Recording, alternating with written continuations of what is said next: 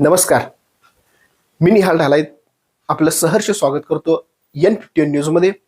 पाहूया आजच्या ठळक घडामोडी. कोरुची कुमार व कन्या विद्यामंदिरमध्ये लोकशाहीर अण्णाभाऊ साठे जयंती उत्साहात साजरी. जेजुरीच्या खंडाऱ्यापासून ते रशियाच्या क्रेमलिनपर्यंत ज्यांच्या शाहिरीचा डंका वाजला त्या अण्णाभाऊंचे विचारच खऱ्या अर्थाने समाजाला दिशा देणारे आहेत, असा सूर कोरुचीतील कुमार व कन्या विद्यामंदिर शाळेत व्यक्त झाला.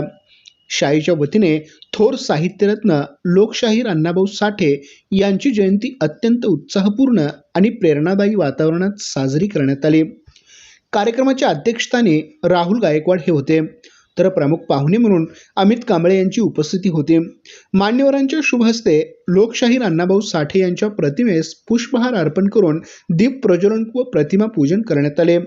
या कार्यक्रमाचे मुख्य आकर्षण म्हणजे शाळेतील विद्यार्थ्यांनी व्यक्त केलेले मनोगत.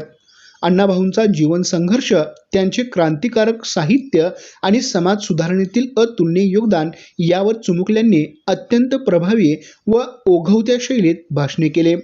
विद्यार्थ्यांच्या आत्मविश्वासाचे उपस्थितांनी टाळ्यांच्या गजर करत कौतुक केले.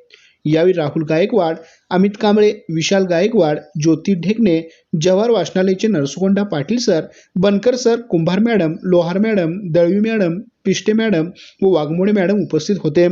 हा सोहळा यशस्वी करण्यासाठी दोन्ही शाळांचे मुख्याध्यापक कांबळे सर व बडिगिरे सर त्यांच्या मार्गदर्शनाखाली शिक्षक वृंद आणि विद्यार्थ्यांनी विशेष परिश्रम घेतले.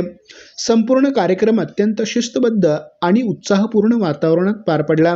कार्यक्रमाच्या शेवटी आभार प्रदर्शनाने सोहळ्याची सांगता झाली. आमच्या प्रतिनिधीसह पाहत रहा N51 न्यूज.